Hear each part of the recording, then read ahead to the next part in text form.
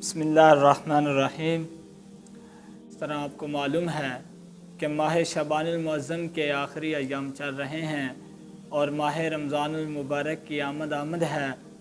یہ خالق کائنات کی طرف سے ہمارے ہاں ایک اللہ تبارک و تعالیٰ کا مہمان آ رہا ہے، ماہ رمضان المبارک، اور اس حوالے سے آج اپنے پیارے بھائی حضرت علامہ مولانا حافظ محمد عبداللہ صاحب سے یہ کچھ سوالات کرنے ہیں کہ ماہ رمضان المبارک کو ہمیں کس طرح سے گزارنا چاہیے اور اس کی عبادات کے اندر کیا حکم آیا ہے۔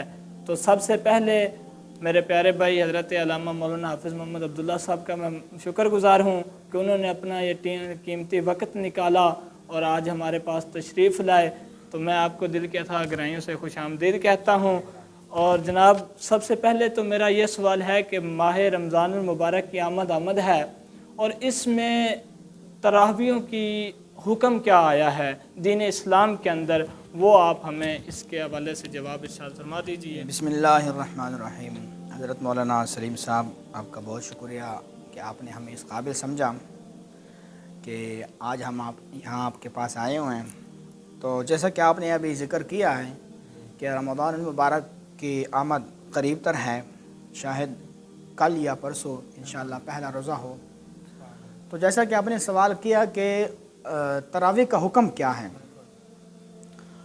تو اس کے بارے میں صحیح بخاری اور مسلم شریف کی حدیث مبارکہ ہیں۔ حضرت عائشہ صدیقہ رضی اللہ تعالیٰ عنہ روایت کرتی ہیں، وہ فرماتی ہیں کہ ایک مرتبہ رمضان کی رات کو نبی پاک علیہ الصلاۃ والسلام مسجد نبی گئے اور وہاں پر آپ نے نماز تراویح ادا کی۔ تو جب آپ نماز تراویح ادا کرنے گئے تو پیچھے سے لوگ آئے۔ ظاہری بات ہے، صحابہ کرام جو تھے نبی پاک علیہ الصلاۃ والسلام کے ساتھ محبت کرنے والے تھے، ان کی ہر لمحہ یہی خواہش ہوا کرتے تھے کہ ہم نبی پاک علیہ الصلاۃ والسلام ہر لمحہ گزاریں۔ تو جب نبی پاک علیہ الصلاۃ والسلام مسجد میں تراویح پڑھنے لگے تو صحابہ آئے آپ کے پیچھے، انہوں نے تراویح پڑھی شروع کر دی۔ اگلے دن پھر جب نبی پاک علیہ الصلاۃ والسلام رات کو پھر گئے تراویح پڑھنے کے لیے، تو اگلی دفعہ پھر عوام زیادہ ہو گئی۔ تو تیسری اور چوتھی رات نبی پاک علیہ الصلاۃ والسلام جو تھے آپ نے مسجد تشریف نہ لائے۔ صبح جب نماز کے وقت آپ تشریف لائے تو آپ نے صحابہ سے عرض کیا کہ اے میرے صحابہ، پچھلے 2 راتوں کو میں نے آپ کے شوق کو دیکھ لیا تھا، تو میں اس وجہ سے پچھلی رات مسجد میں نہیں آیا۔ مجھے اس بات کا ڈر لاحق ہو گیا تھا کہ کہیں اللہ تبارک و تعالیٰ اس عمل کو تمہارے اوپر رمضان میں فرض نہ کر دے، اس وجہ سے میں نہ آیا۔ تو سلیم بھائی، اس بات سے یہاں پر ایک بات تو معلوم ہو چکی ہے کہ تراویح پڑھنا سنت مبارکہ ہے، نبی پاک علیہ الصلوۃ والسلام کی سنت مبارکہ ہیں۔ اچھا، اب یہاں پر ایک اور سوال اٹھتا ہے کہ جیسے آج کل ہم 20 رکعت نماز پڑھتے ہیں، ٹھیک ہے، تو یہ کہاں سے ثابت ہے؟ گویا آیا نبی پاک علیہ الصلوۃ والسلام نے 20 رکعت نماز ادا کی؟ تو اس کا جواب یہ ہے کہ جب حضرت فاروق اعظم رضی اللہ تعالیٰ عنہ کا زمانہ آیا، آپ کے دور خلافت کا وقت آیا، تو آپ نے باقاعدہ طور پر باجماعت 20 رکعت نماز کا جو ہے نا ایک رواج آپ نے قائم کیا، ٹھیک ہے، حضرت عمر رضی اللہ تعالیٰ عنہ کے زمانے میں، ٹھیک ہے۔ اچھا، اب یہاں پر لوگ سوال کرتے ہیں کہ بھائی حضرت فاروق اعظم رضی اللہ تعالیٰ عنہ سے پہلے تو حضرت ابوبکر صدیق رضی اللہ تعالیٰ عنہ کا زمانہ تھا، تو اس وقت یہ تراویح قائم کیوں نہیں کی گئی، اس عمل کو اس وقت کیوں نہیں بجا لایا گیا؟ تو اس کا جواب یہ ہے حضرت مولانا سلیم صاحب کہ حضرت ابوبکر صدیق رضی اللہ تعالیٰ عنہ جب خلیفہ بنے تو اس وقت نبی پاک علیہ الصلوۃ والسلام کی وصال پر ملال کے بعد فتنے اٹھنے لگے، جیسا آپ کے سامنے زکوٰۃ کا فتنہ اٹھا، جو زکوٰۃ کے منکرین تھے وہ اٹھے، اس کے بعد کیا کہتے ہیں چلتے چلتے جو مسلمہ کذاب آیا، تو ایسے 1000 فتنے اس وقت اٹھ کھڑے ہوئے۔ تو حضرت ابوبکر صدیق رضی اللہ تعالیٰ عنہ ان مسائل میں ایسے الجھ گئے تھے کہ اس عمل کو پورا نہ کر سکے، بجا نہ لا سکے۔ لیکن جب حضرت ابوبکر صدیق حضرت عمر فاروق رضی اللہ تعالیٰ عنہ کا زمانہ آیا تو آپ نے جمیع صحابہ کے سامنے جب یہ فعل کیا، یہ عمل کیا، تو کسی نے انکار نہیں کیا، سب نے آپ کے اس بات سے اتفاق کیا۔ تو گویا اس بات سے معلوم ہوا کہ حضرت عمر فاروق رضی اللہ تعالیٰ عنہ جو یہ عمل کیا، جو فعل کیا، یہ گویا نبی پاک علیہ الصلوۃ والسلام کی سنت مبارکہ کے مطابق کیا۔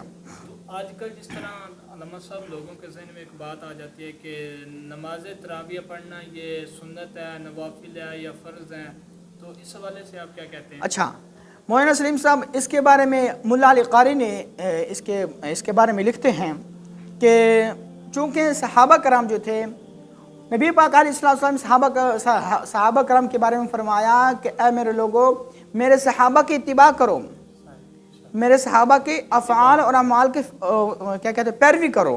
ठीक है, तो सहाबा कराम जो थे नबी पाक अलैहिस्सलाम के अमल के बगैर कोई अमल नहीं करते थे।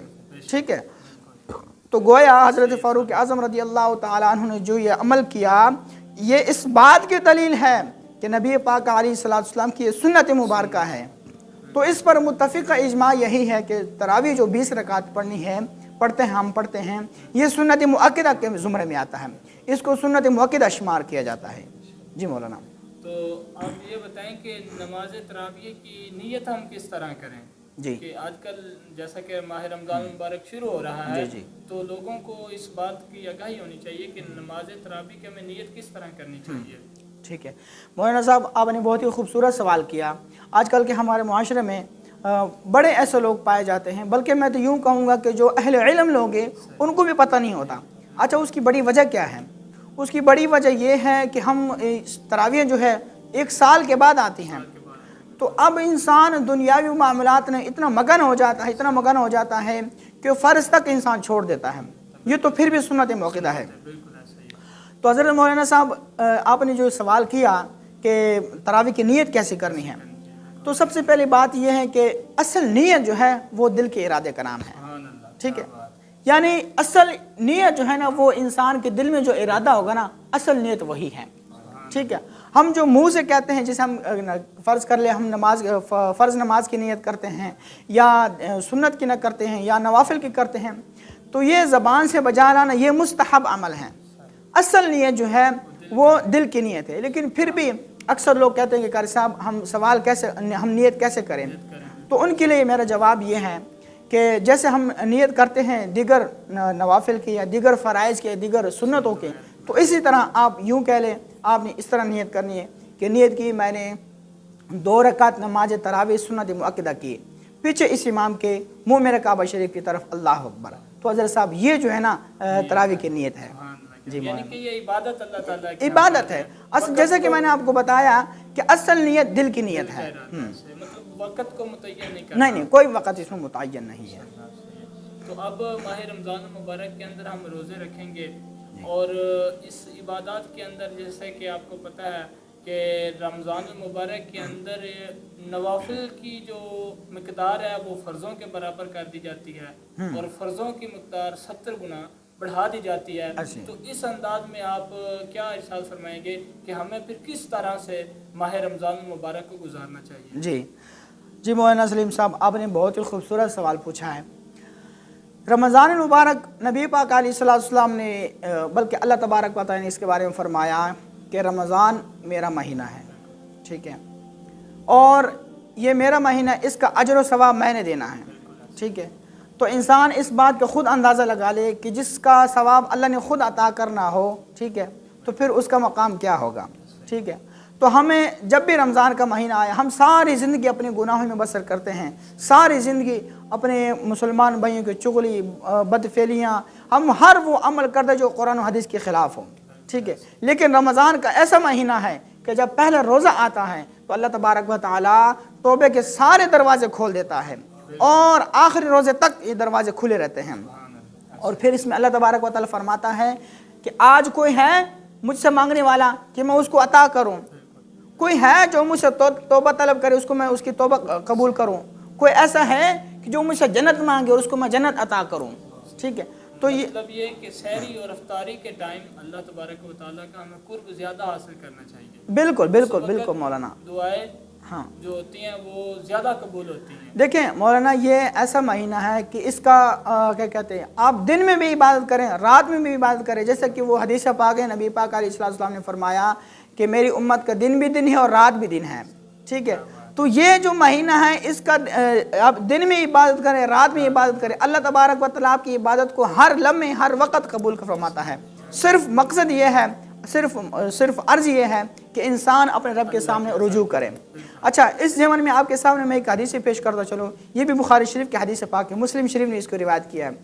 فرماتے ہیں کہ نبی پاک علیہ السلام نے ارشاد فرمایا کہ جو انسان اس رمضان المبارک میں روزے رکھتا ہے ثواب کی نیت سے، تو اللہ تبارک و تعالیٰ اس شخص کے سابقہ تمام گناہوں کو معاف فرما دیتا ہے۔ تو یہ کتنی بڑی فضیلت والی بات ہے مولانا صاحب کہ دیکھیں نا، ہم ساری زندگی ہم گناہوں میں بسر کرتے ہیں، تو کیوں نہ آج ہم مہینہ آ رہا ہے تو ہم یہ مہینہ اللہ اور اس کے رسول کے مطابق کیوں نہ گزاریں۔ جب ہم گزاریں گے تو انشاءاللہ اللہ تبارک و تعالیٰ ہمارے سابقہ سارے گناہوں کو معاف فرما دے گا۔ سلامت صاحب، ایک اور سوال کہ کچھ لوگ ہوتے ہیں جو روزہ نہیں رکھ سکتے، جی روزہ نہیں رکھ سکتے لیکن وہ روزہ رکھوا بھی سکتے ہیں اور کھلوا بھی سکتے ہیں، تو ان کے لیے کیا حکم ہے؟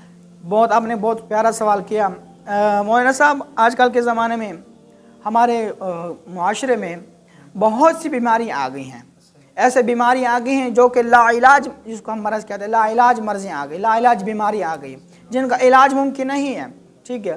تو بعض دفعہ انسان اس سٹیج پہ چلا جاتا ہے کہ وہ خود بولنے کے قابل نہیں ہوتا، تو پھر اس کے لیے دین اسلام نے رعایت رکھی ہے۔ وہ رعایت کیا ہے؟ وہ فدیہ صوم ہے، فدیہ صوم اس کو کہا جاتا ہے، ٹھیک ہے۔ کہ اگر وہ انسان کیا کہتے ہیں کوئی ایسی بیماری میں مبتلا ہے جو کیا کہتے ہیں جس کا علاج نہیں ہے، جو متعدی ہے، ہمیشہ رہنے والی ہے، تو ایسے انسان پر فدیہ لازم ہے کہ وہ ہر روزے کا فدیہ ادا کرے گا۔ اور فدیہ کا جو بہترین مصرف ہے حضرت صاحب وہ ہے مدارس، ہمارے جو دین اسلام کے جو مدارس ہے، جہاں پر کیا کہتے ہیں دین اسلام کے نوجوان، دین اسلام کے طالب علم دن رات جو ہے دین اسلام کی خدمت کرتے ہیں۔ قال رسول اللہ صلی اللہ علیہ وسلم کا ورد ہوتا ہے، اللہ اس کے رسول کا ذکر ہوتا ہے، تو سب سے بہترین مصرف جو ہے وہ کیا کہتے ہیں مدارس میں ہیں۔ میں بھی اپنے ناظرین سے یہ کہتا چلوں کہ یہ مہینہ آ رہا ہے، برکتوں والا، رحمتوں والا مہینہ آ رہا ہے، تو اس میں آپ جتنی نیکی سمیٹ سکتے سمیٹ لیں۔ کیا پتہ کہ یہ ہمارا آخری رمضان ہو، کیا پتہ کہ یہ ہمارا آخری رمضان ہو پھر ہم اس کو نہ دیکھ سکیں، تو آپ جتنے بھی صدقات کر سکتے ہیں صدقے کریں۔ اور کیا کہتے ہیں اگر آپ نے فدیہ دینا ہو، ٹھیک ہے، تو وہ آپ اپنے مدارس کو دیں، جہاں جو مدرسہ آپ کے قریب ہیں وہاں پر آپ کو اس کے دیں۔ جی مولانا۔ سلامت صاحب، ایک اور سوال کہ ماہ رمضان المبارک کے اندر بعض اوقات یہ سوچ لیتے ہیں کہ ہم نے بس روزہ رکھا ہے، تو روزے سے مراد کہ جب طلوع آفتاب سے لے کر طلوع غروب تک، مطلب کہ جب تک سورج غروب نہیں ہوتا تب تک ہم نے کچھ کھانا نہیں، کچھ پینا نہیں، تو کیا یہ صرف پیاس اور بھوک کا ہی روزہ ہوتا ہے یا کہ اس کے اندر اور بھی کچھ چیزیں ہیں جو ایڈ کرنی ہوتی ہیں؟ مولانا آپ نے بہت ہی خوبصورت سوال کیا۔ جیسا کہ آج کل ہمارے معاشرے میں ہم دیکھتے ہیں کہ جب ہم نے روزہ تو رکھ لیا لیکن ہم نے حرام کھانا ہے، ہم نے سود کھانا ہے، ٹھیک ہے، ہم نے غریبوں کے مال پر قبضہ کرنا ہے، ہم نے یتیموں کے مال پر قبضہ کرنا ہے، ٹھیک ہے، ہم نے گالم گلوچ کرنی ہے، لڑائی جھگڑا کرنا ہے، چغلی کرنی ہے، غیبت کرنی ہے، تو مولانا یہ روزہ نہیں ہے، یہ صرف اپنے آپ کو بھوکا رکھنا ہے، بس یہ صرف اپنے آپ کو پیاس اور بھوک سے کیا کہتے ہیں دور رکھنا ہے۔ اصل روزہ یہ ہے کہ آپ اپنے نفس کی حفاظت کریں، آپ اپنی آنکھوں کو گناہوں سے محفوظ کریں، اپنے کانوں کو گناہوں سے محفوظ کریں، اپنی زبان کو گناہوں سے محفوظ کریں۔ اصل روزہ یہ ہے کہ آپ کسی کی چغلی نہ کریں، کسی مسلمان کی غیبت نہ کریں، کسی کے ساتھ حق تلفی نہ کریں، اور کسی کے زمین پر قبضہ نہ کریں، کسی کے ساتھ ظلم زیادتی نہ کریں، ٹھیک ہے۔ اگر آپ یہ اعمال بجا لاتے ہیں تو اللہ تبارک و تعالیٰ کے ہاں آپ کا روزہ بڑی برکت والا، بڑی نعمتوں والا اور بڑی اجروں کے ساتھ اللہ تبارک و تعالیٰ آپ اس کو روزے کو اپنی بارگاہ میں قبول و منظور فرمائے گا۔ صرف بھوک اور پیاس کو مٹانا روزہ نہیں ہے، بالکل اصل روزہ یہی ہے کہ اپنے نفس کو مارنا۔ علامہ اقبال رحمۃ اللہ علیہ فرماتے ہیں کہ یہ شہادت گہے الفت میں قدم رکھنا لوگ آسان سمجھتے ہیں مسلمان ہونا، تو وہ کہتے ہیں کہ جب تک آپ نے دل سے کلمہ نہیں نہ پڑھا تو پھر آپ جو کچھ مرضی کرتے رہیں، وہ آپ کی عبادات، وہ آپ کا انداز، وہ صحیح طرح سے آپ دین اسلام کی خدمت نہیں کر سکیں گے۔ تو اس لیے پھر ہمیں چاہیے کہ ہم اپنے نفس کو ماریں، اپنے آپ کو ماریں، اپنی میں کو ختم کریں، اپنے تکبر اور غرور کو ختم کریں، تاکہ بارگاہ خداوندی میں ہماری یہ عبادت قبول ہو جائے۔